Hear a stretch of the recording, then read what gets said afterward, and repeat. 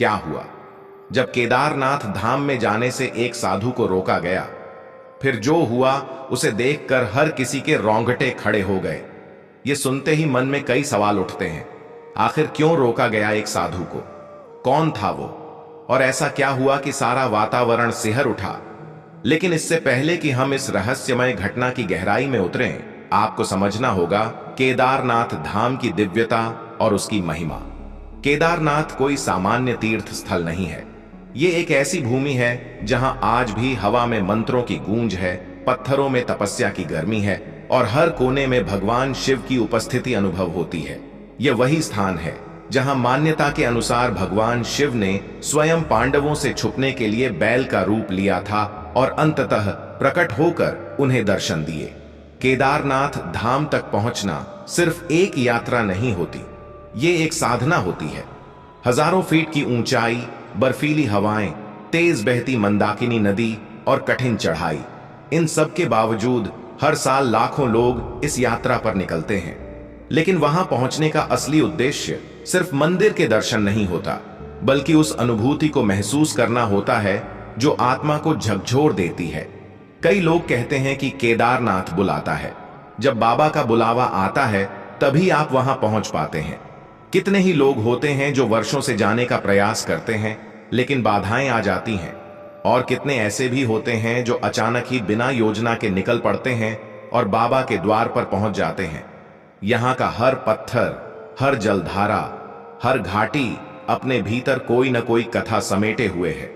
कभी किसी साधु ने यहां वर्षों तप किया, कभी किसी भक्त की प्रार्थना ने बाबा को प्रसन्न कर दिया और कभी किसी अज्ञात ने बाबा के द्वार पर आकर वो पाया जो पूरी जिंदगी में कहीं नहीं मिला।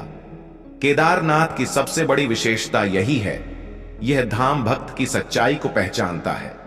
यहां कोई दिखावा नहीं चलता, ना ही कोई बाहरी पहचान मायने रखती है। यहां सिर्फ अंतरात्मा की पुकार ही बाबा तक पहुंचती है। अब आप सोचिए, अगर ऐसे धाम में कोई सच्चा साधु जो वर्षों से भक्ति कर रहा है उसे प्रवेश से रोका जाए तो क्या होगा? क्या बाबा स्वयं चुप रहेंगे? उस साधु का नाम किसी को नहीं पता था। वो किसी शहर या गांव से नहीं आया था, बल्कि जैसे कहीं तपस्याओं की दुनिया से चला आया हो।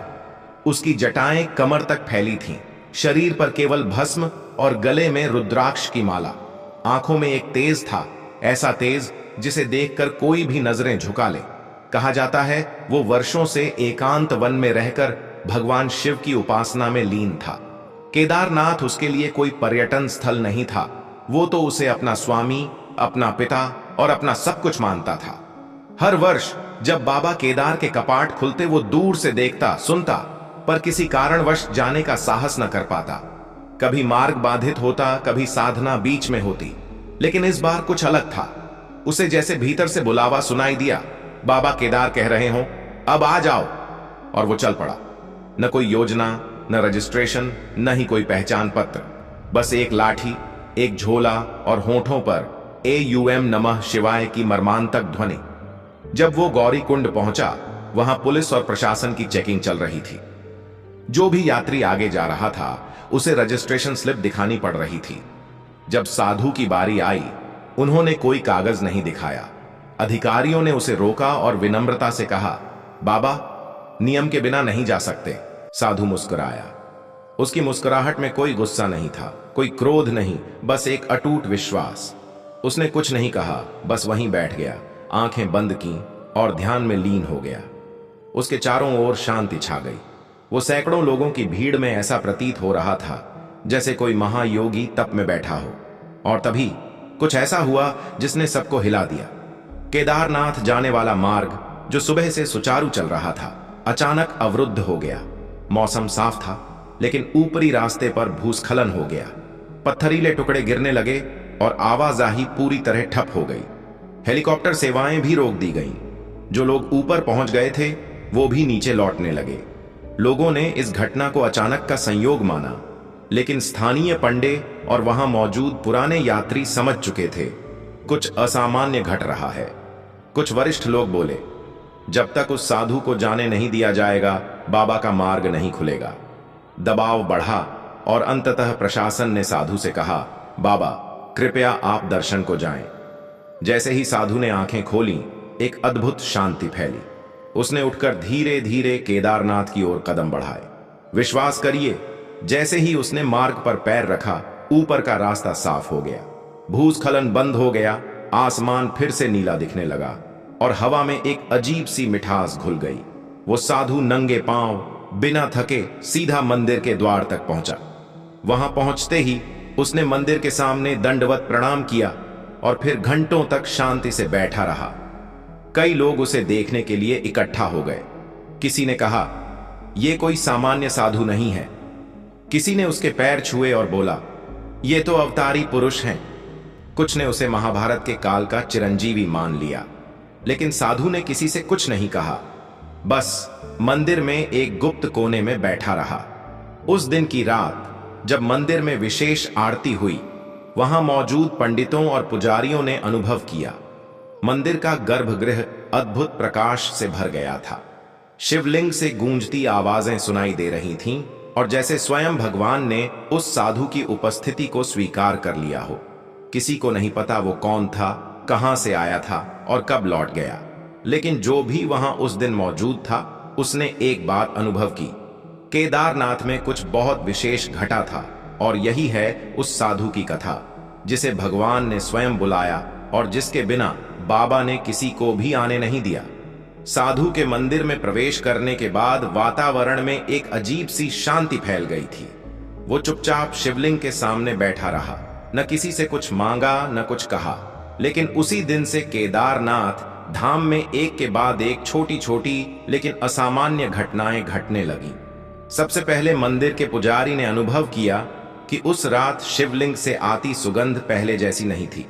उसमें केवड़े, चंदन और बिल्व पत्रों की मिली जुली महक थी, जो सामान्यतः वहां नहीं आती थी। उन्होंने कहा, मैं वर्षों से यहां पूजा कर रहा हूं, लेकिन यह महक कभी नहीं आई। ऐसा लगता है जैसे स्वयं भोलेनाथ अपनी उपस्थिति से संकेत दे रहे हैं। दूसरे दिन मंदिर में दर्शन के लिए एक दंपति अपने गूंगे बेटे के साथ पहुंचे। उन्होंने उसी साधु के पीछे पीछे मंदिर में प्रवेश किया। जब लड़का शिवलिंग के पास पहुंचा तो उसने मां का हाथ खींचकर पहली बार कहा, मां, बाबा। वह बोल पड़ा। माता पिता की आंखों से अश्रुधारा बह निकली। किसी ने उन्हें कुछ नहीं दिया, कोई चमत्कारी वस्तु नहीं, बस उस दिव्य उपस्थिति ने सब बदल दिया। उसी दिन शाम को एक अन्य घटना ने श्रद्धालुओं को आश्चर्य में डाल दिया। मंदिर के सामने बैठे एक वृद्ध बाबा, जो वर्षों से चलने फिरने में असमर्थ थे, अचानक उठकर चलने लगे।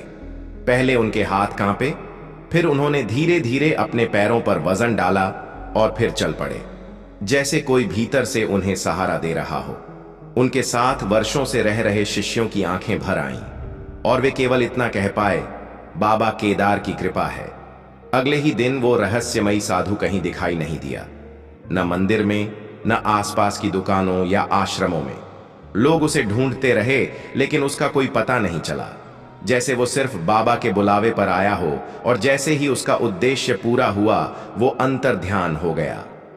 वहां मौजूद एक वृद्ध पंडित ने कहा, केदारनाथ ऐसे चमत्कारों की भूमि है जहां समय भी रुक जाता है और जो दिखता है वो हमेशा समझ में नहीं आता। यह स्थान केवल श्रद्धा से समझा जा सकता है, तर्क से नहीं।